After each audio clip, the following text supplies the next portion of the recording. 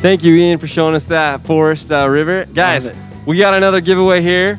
Super excited for this. And before we get to it, I want to just remind you, in order to be eligible for all upcoming giveaways, you got to comment below the video URVS or text URVS to 46642 because we got good stuff like this one right here. Yeah, we're giving away the Coleman Power Sports 49cc scooter. I don't know if you knew this, but they made them 49cc because I think if it's over 50, you got to have your motorcycle license. Hey, there you go. So whoever wins this, you don't need a license. You don't need a license. You can cruise it right now. All right, and the winner is Alan Rice. Congratulations. Lucky you just dog. won a CC scooter. Love Congrats. it. Congrats. Yeah, so next up, we have the... Where are we going? This is with, is this Tiffany? This is the RV Lifestyle video coming? That's right. It's a good one, guys. Yeah, they're heading into retirement. They're going RVing full time. Take it away.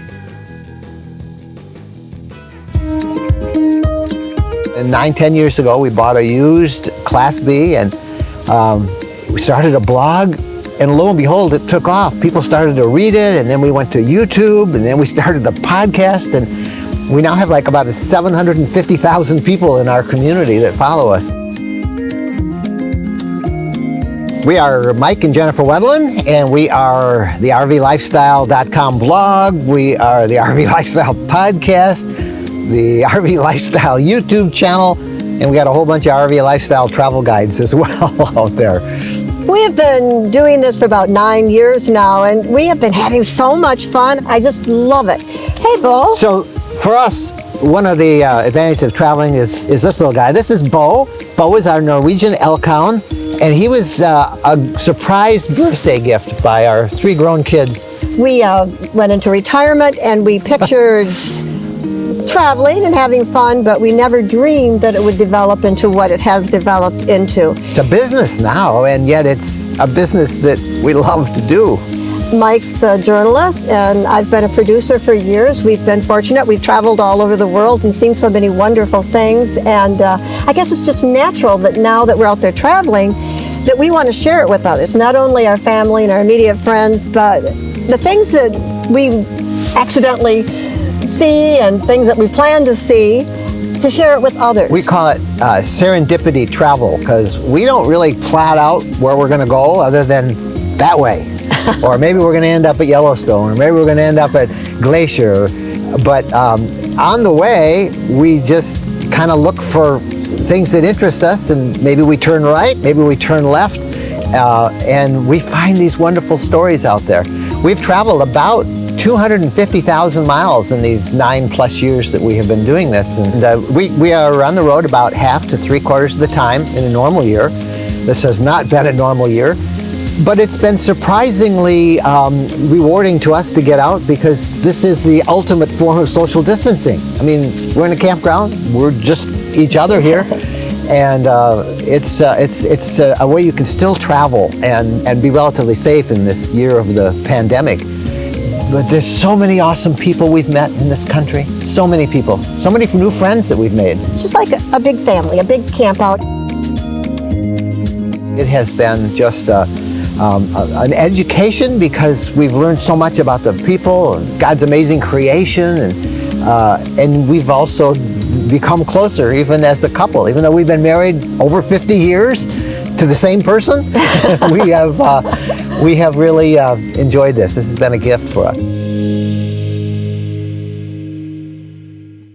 Sean Parr, Tiffany Remington, it's so great to be here. We're having such a great time at the Ultimate RV Show National Tour, and we are so blessed and excited to have with us 2 of the biggest influencers out there in the RV world.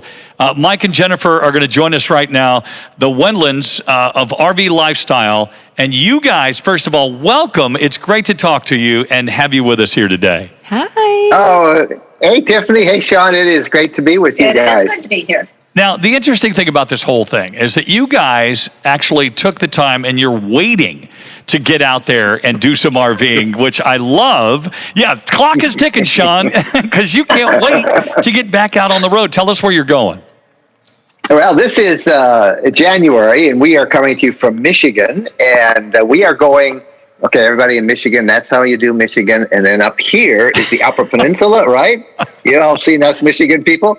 We're going right up there to Tahquamenon Falls in the Upper Peninsula, where there's usually there's about 2.5 feet of snow on the ground. We're going camping with a bunch of our followers and friends and our RV community. And as soon as we get off this, we're jumping off and heading up. I love it. Actually, we were thinking about skipping it this year, but we have a Norwegian elk hound, and Norwegian is kind of a clue. He's a snow dog. And we decided that we couldn't go south without taking him north. He loves winter camping, and he just sees us loading the RV, which we were doing just as we were waiting to come on. And he's in it right now, waiting to go. So he doesn't get left. Jumped in and had his spot picked out on one of the beds. Yeah, he was ready to go. You know what I love, Tiffany, and I love this, how excited you guys are right now. You've been doing this for several years, and Mike, you did mention followers. You have so many people that follow you, and you're a trained professional who's been doing this, and you're a retired criminal journalist, which I understand, or investigative journalist. Oh, wait a minute. I'm not a criminal journalist. No, you're not. That's a whole other issue. But you're out there. So I'm thinking as an investigative journalist, if you're going to do something, and Jennifer, correct me if I'm wrong, you want to do it right, and you want to know all the details, and you want to get your hands dirty, which is why RVing works for you, because there's so many facets that you can now share with people with your lifestyle out on the road. Well, this is we're starting our 10th year of doing this. Wow. And That's incredible. we thought this would be retirement, and it's actually turned into a business and books and podcasts and videos and everything. But I think why we do it is, particularly now, everyone can understand just how much we all need a break from all the stuff that's going on out there in the world, all the negativity, everybody's yelling at each other. You put us in an RV, send us out into the woods, and everybody gets along. And it's there's no differences. We're all one family out there. I love it. I've always loved it. That's one of the greatest things about RVing is when you do get out there, all of a sudden you're talking to your neighbors that are parked right next to you. You're sharing, you're having breakfast together and breaking bread together. It is weird. Like, I feel like there's such a great community in the RV life than you do experience back at home. And it's wonderful because everyone comes from different parts of the world and different parts of the country, and you get to learn about one another, and you get really close really fast, and I think it's amazing. And Mike, And it's really fun how everybody helps each other out. Like if they Absolutely. see that you're having some problem backing in, or you forgot something, or something's broken, people are glad to come over and share their expertise. yeah, and Mike, we were just talking about this with Caleb and Tiffany here. And Jennifer, I'm glad you mentioned that. When somebody's having trouble backing in, you're a professional, you've done this before, but what made you guys decide when you retired and said, we're going to just go on the road? Were you nervous about it at all? Because I know there's a lot of people that are beginners, and you guys are now experts, beginners. I'm getting ready to jump into a Class A myself. Yeah. How did you guys make that decision to do this, and was it difficult in the beginning? Well, I think that our decision came, I did a ton of traveling. I was a journalist for more than 3 decades, traveled all over the world. And Jennifer was a producer. We've been all over the world doing TV. But doing TV is different than doing RV. And the problem we had with our travel as journalists was that we would be in and out. And it was like, you heard the term parachute journalism. That's what I was for many years. They would send me to a hot spot or a story, and I'd be there enough to use the background or the skyline of the city as a backdrop for my stand-up, and then, bam, I'm out of there. And we just kind of got tired of journalism, and, because it's changed. Everybody knows that. It's not what it used to be. And so when we retired, we said, let's take a breather and go see some of those places that we've been, but be able to see it on our terms. And there's no better way to do that than in an RV. I can't tell you how hard it is to go to Africa a couple of times and not be able to see a lot of what normal tourists would see. I mean, it was a wonderful experience that we got to be there. And I enjoyed that. And I guess the most we saw of anything was when we were in Israel and Jordan. And there we got to see a little bit more. But it's hard to be so close, but yet so far. You know, they think that, you think journalists, when you see them, that they really know the area they're going to. They don't. They're there with a group of, you know, a big production crew, and you're on a time schedule. You guys know what that's like. And you got to do this, you got to do that. And you look around and say, man, I'd like to just take a walk. And you don't have time. So that's how we got into RVing. We had no idea what we were doing. We bought a small RV and we've stayed with them, but we were clueless. Well, we bought a small RV. We wanted to keep our home. We didn't want to go to an A and live in an A. We wanted something small so we could get in, we could get out, we could park basically wherever we wanted to park, that we wouldn't take up a bunch of places in a parking lot. Take the smallest that we could get, the better. Plus, I told Mike I'm very comfortable driving a B, and I don't know about an A. Yeah. Or a C. I can drive a C. We're in a C now, Class C, but I'll probably drive an A. But you know, it's just the ability to get out there. We actually learned as we did it, and we're still learning. But it's not that intimidating. It sounds it at first, but it is not. And as Jennifer said a minute ago, there's so many people wherever you go that are there to help you out. Oh, our first trip when we had some problems, man, you were out there asking questions, and everybody was helping us. And what would we have done without them? I went online. We have a Facebook community. It's got about 50,000 members now. We didn't have that many then. And I had a problem. I typed it, and I said, "Oh, nobody's going to answer it." And within 10 minutes, I had people helping me out. Somebody called me on the phone, walked me through the problem. It's like that in the RV lifestyle. What a great community. And now you have millions of followers. And the greatest thing I love about both of you, and Jennifer, you're so, your light shines bright just sitting here talking to both of you, but is that you're not only the professional, people that love to help everybody. You've been through it. You've done it for several years, as you were saying, whether it's warm weather, cold weather, whether you're going across the country, coast to coast, wherever. You've done this, but you'll take the beginners and the veterans and continue to help everybody. So you're the wonderful people that we look to as beginners, as people that have been trying a Class C now. Somebody's going to jump into a Class A. And then also people that have been doing this for years. You just exchange information. Is that correct? Right. And we encourage people because we are older. And we say, you're not too old. You can do it. Yeah. I just interviewed a guy a couple of weeks ago. He's 87 years old. And I couldn't talk to him as long because he was in the middle of a cross-country trip all by himself. He goes up to Alaska every year, 87 years old. Wow. And he does all the maintenance on his RV. So you're never too old. In fact, I'm going to get a T-shirt printed up with that. You're never too old. I love it. Now, do you ever bring your grandkids out there as well? I'm sure that happens a lot, except in the cold, maybe. Well, we have taken them on several trips. And again, because we're in a Class B, people in a B usually take a tent, and somebody has to sleep in the tent, and somebody gets to live in That's me. the rig. Yeah, we had... And the dog, and the dog. True soldier. We took them camping to some property that some family owns. Boondocking. And the girls got the bed, and the boys, meaning Mike and our dog, got the tent outside. Yeah. And it worked out great. Dog thought it was great having Mike all to himself. Yeah.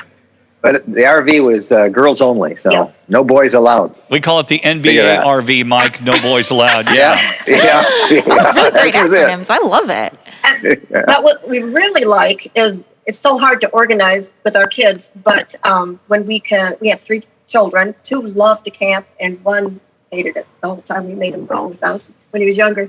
But we love to pick a spot, and then we meet there and just enjoy each other's company. Camping is a great way for families to spend some quality time together. Yep.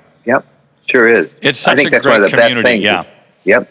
And Tiffany, you and your husband Caleb now are jumping out into the Class C, and I'm sure you have lots of questions for these two. We definitely do. Well, it's a little bit opposite of y'all when you said you're super excited to get out camping in the winter. Caleb and I, when we heard we were going to join and do this tour for 10 weeks, we're like, in the winter? We're very like Southern California, 60 degrees, it's freezing, I don't know what to do.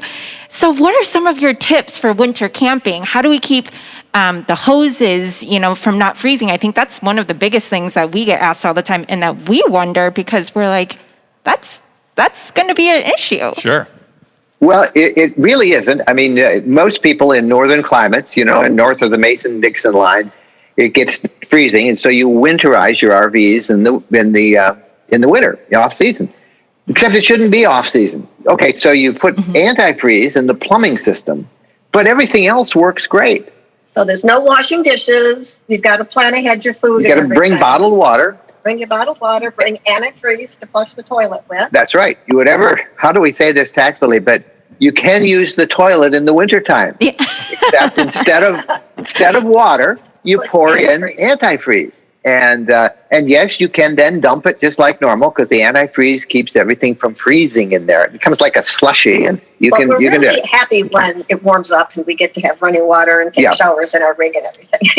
And if you're camping out in the middle of nowhere, a lot of hotels, when you get back into town for whatever you need, they'll let you pay them $5 or $10 and use a shower. Yeah. So it's just like camping in the summertime, except you have to bring bottled water and you flush the toilet with antifreeze. And you don't use the shower, and you wear a lot more clothes when you're outside. Yeah, I love it. And Mike, you even said that you've been in sub-zero temperatures out there before, and the coldest I think you said was minus 20 degrees. Is that right? Wind chill minus 50. Yeah, the actual air temperature. We were up doing a covering for our blog, RVLifestyle.com. We're covering a sled dog race in northern Minnesota. Fun, really fun. Oh my gosh, it's fun. Those dogs love to run. And we spent the night at a place where they were going to come through, and we were going to get great video and stuff. And it got down to 21 below zero. 21 below zero. And it was minus, but the wind chill minus 50. Yeah. But the bad thing was Mike's outside taking pictures, and how do I say, dogs and kids love Mike. And these sled dogs, Mike's trying to take pictures, and dogs know that Mike loves them. And one of the teams stopped, like, "Hi, I love you. You want to pet us?" The musher didn't think that was a great idea. That wasn't good. Yeah, it is fine. People, they don't like me, but dogs and kids, they do. Yeah. Well, here's the one thing I would love to ask the both of you. So a beginner. We've seen all the craziness that's been happening, like you said earlier, Mike, with everything just in the world sometimes with the COVID and all the stuff that's happening with our pandemic. And a lot of folks are going on the road, but don't know how to select the right one for their family. Can you just give us some quick advice on a beginner on how they get started? Well, the first thing is you have to identify how you think you're going to do your RVing. And what people usually think at the start is not what it is 6 months into it, because you find out it's really easier than you thought and you want to do more. So be aggressive in what you think you want, right? Right. And then go visit a camping world. Go visit an RV show. Watch the Ultimate RV Show. I'm always telling people, go to an RV show. Sit inside it. Just sit there and imagine, what do you have to take? Where are you going to store it? Go to the bathroom. Are you going to get claustrophobic? Is it big enough for you? If they have a standalone shower, got enough room? Lay on the bed. How comfortable is the bed? Just figure out where you're going to put everything. Don't rush. Take pictures. Take pictures of everything and think about it. At a camping show, sometimes you got to buy quick. Yeah. Well, we always say, even when you go to an RV lot, like a Camping World store, ask the salesman, "Can you give us a few minutes alone?" And they'll let you go. And then you just sit there and you're talking to them. "I don't like this kitchen," or "That feels weird," or "The microwave's up there. I really wish it was down here." And lie in the bed. As crazy as that sounds, lie in the bed. Sure. And I love the internet, where you can go on and you can get the floor plans. I'm big into floor plans, so I can say, okay, you've got this, and I can get a really good feel for things by looking online.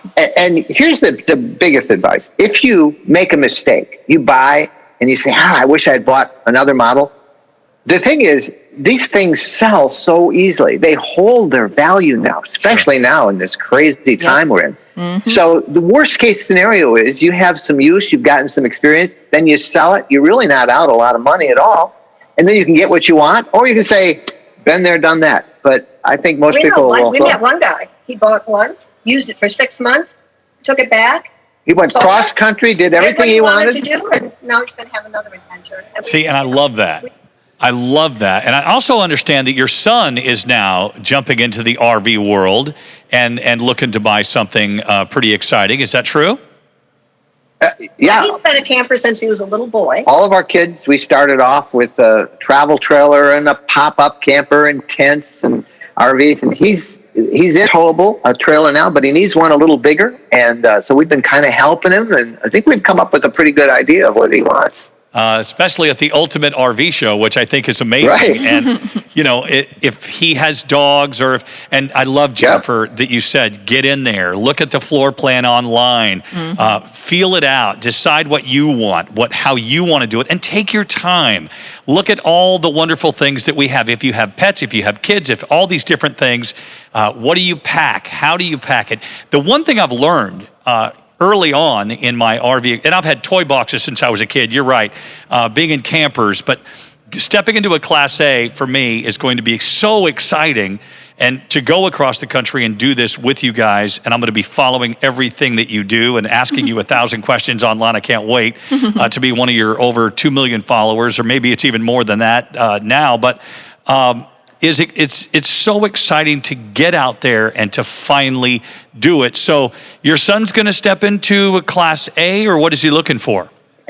He's looking for a towable with some room for his kids and his dog, and some comfort for them. And it's kind of they're in one now, and they need one a little bigger. They're Camping World customers. That's where they got it. And so he asked us if we'd help pick one out for him. You know, I want to say one thing, though, because I know people watching the show are like we were, and others saying, oh, someday I really want to do that. You know, there is no guarantee someday will come. And right now, do it. If you can do this, just do it. The worst case scenario is you sell it in a year or 6 months. But to wait until that day when things are right, things are never right. Go out there and do it. And our son, who with 2 young kids and his wife and their dog, man, they love this lifestyle. As does our daughter. She's a big time loves the RVing world as well. And that's half the fun of being able to be together as a family around the campfire.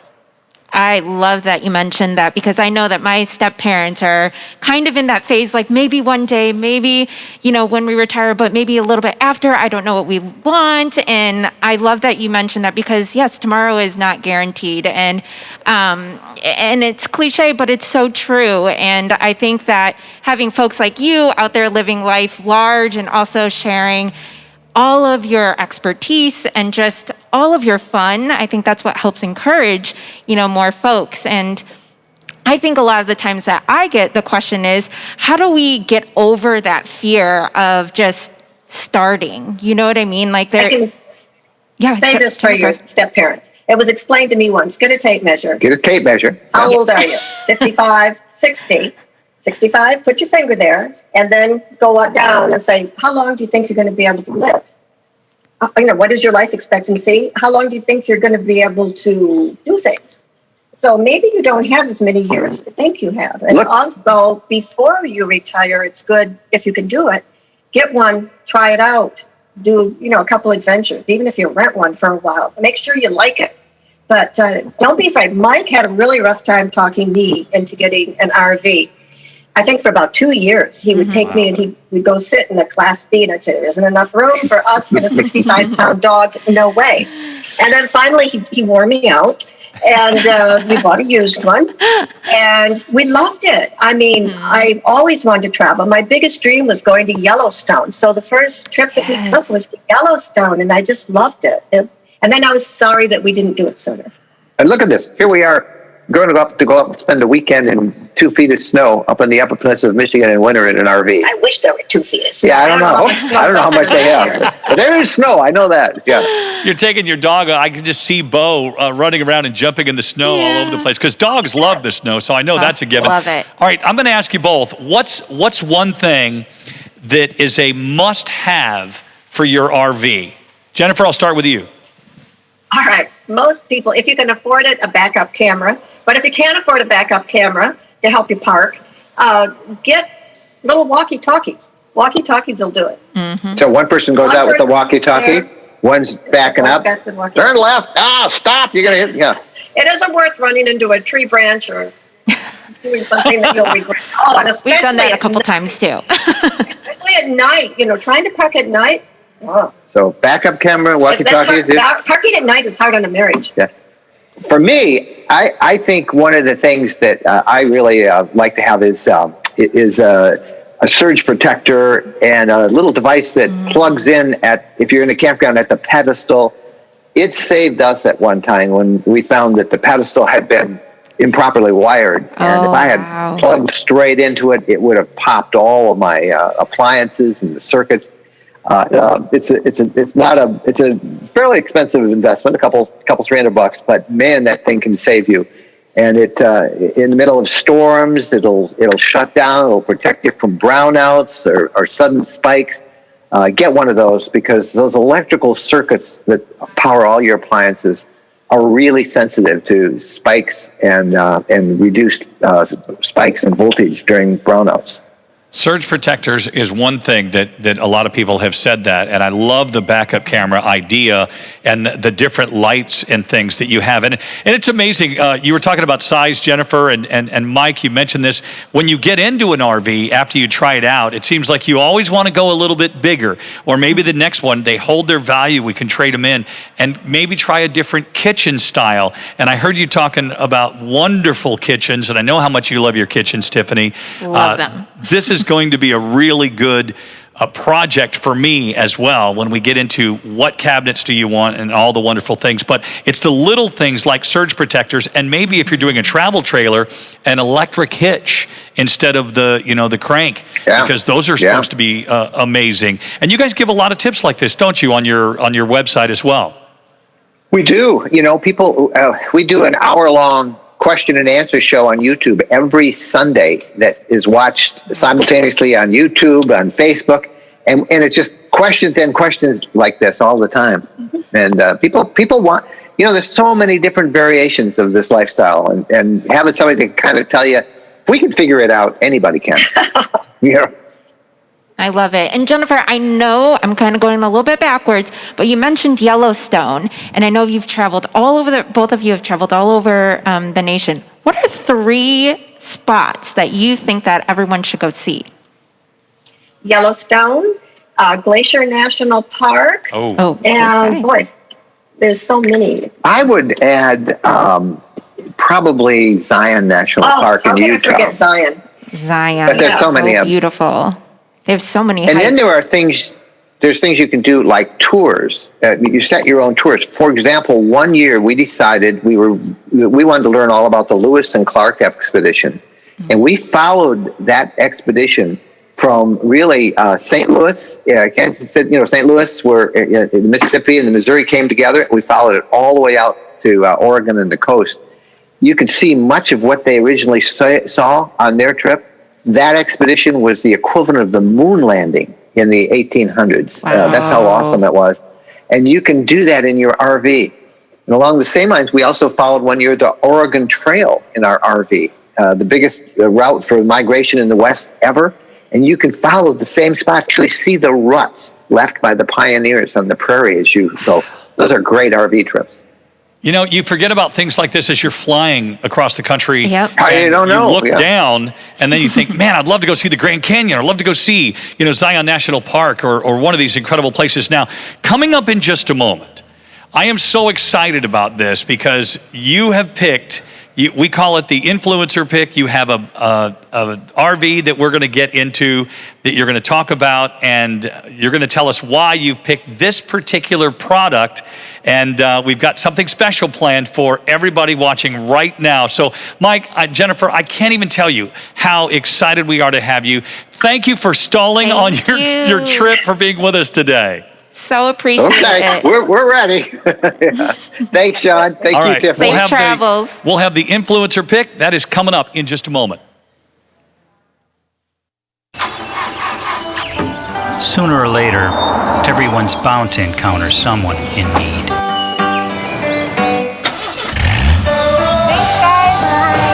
If you're one of the stopping kind, chances are it was passed down. Hey, Mom. Some good that you observed from early on. Call it going the extra mile or paying it forward. We just call it being good. Spend a lifetime doing good. Thank you. Because the next generation is watching.